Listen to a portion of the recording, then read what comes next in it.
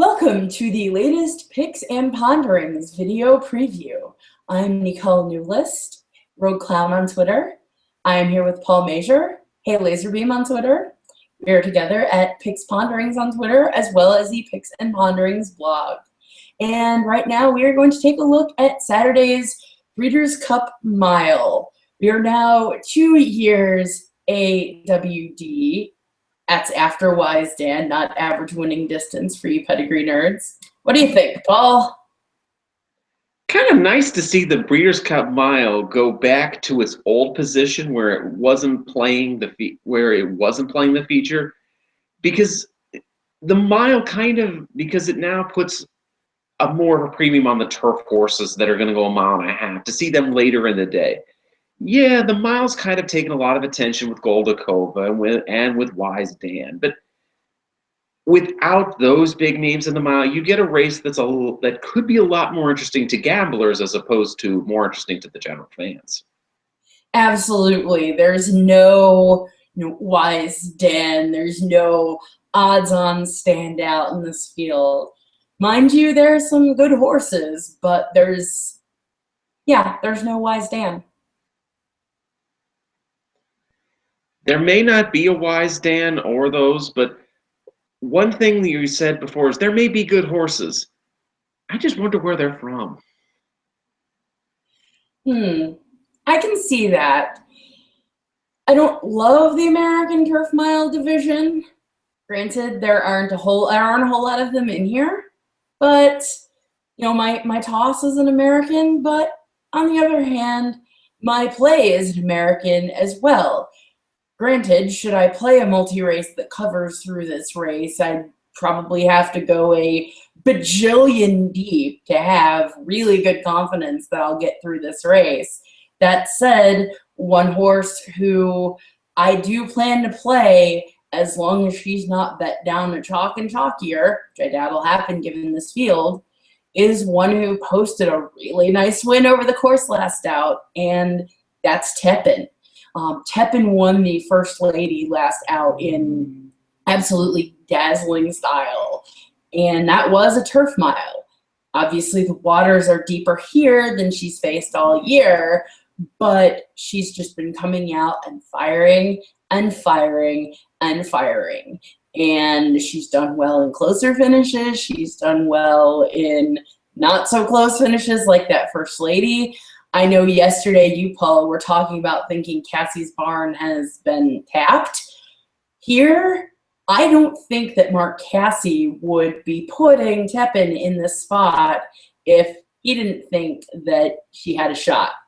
Sure, the Breeders' Cup Filly and Mare Turf, particularly at a mile and 3/16, that's not Tepin's distance. I don't want Tepin an inch past a mile and a 16th. So she is a bit distance limited. That said, could have found a shorter, easier race for her to swoop in, get the money, and get out. She can win on the front end. She can sit a length or two back and bide her time, which is what I expect her to do here with other speeds in this race. In Mark Cassie, I trust, and I'm on the Tepin train. I do think that Mark Cassie put Tepin into the right race. A mile and 3/16 in the Filly Mare Turf is going to be too far for Tepin. I think a mile plays right into Tepin. And considering the Tepin did win the local prep, albeit the gender restricted one and the grade 1 First Lady, it makes sense. It makes sense for Tepin to go into this Breeders' Cup race. But I'm not going to say Tepin is my play. My play is a European, and that's Impassable, the 5-horse with Maxime Guillon's ride. My thoughts on the American horses are the North American horses are PU. They stink. The Pizza Men playing out of position nearly beat all of them in the Shadwell Turf Mile, the local prep to this event. And I think the North American mile horses kind of got exposed in that Shadwell Turf Mile, served as a clarion call.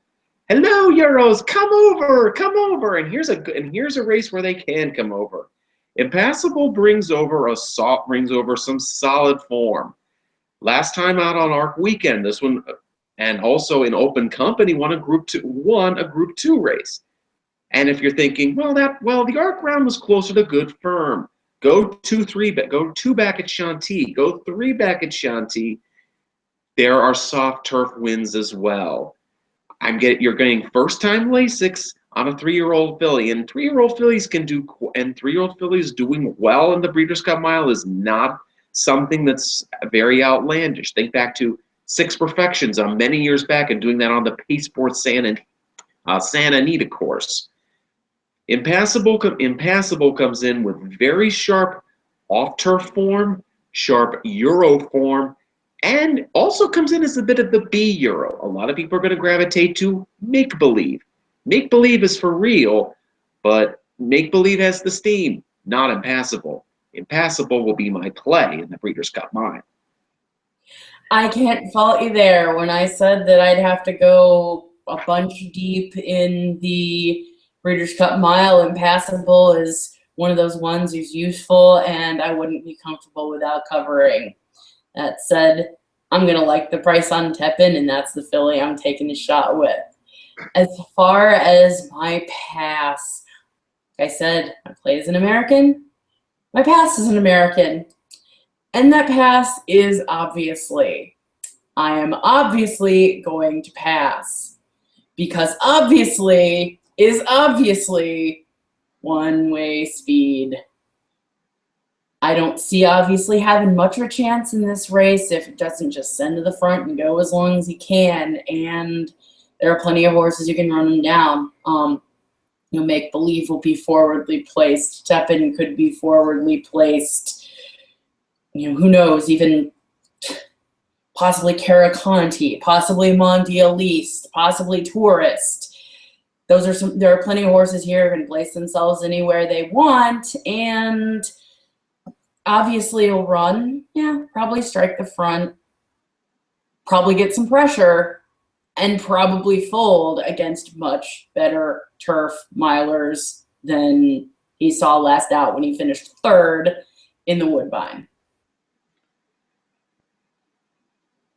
I'm not sure where that third from obviously came in the Woodbine Mile. Maybe the Woodbine Mile, maybe in this new world in this new AWD world, maybe a horse like maybe a one-dimensional horse like Obviously can do very well in a race like this.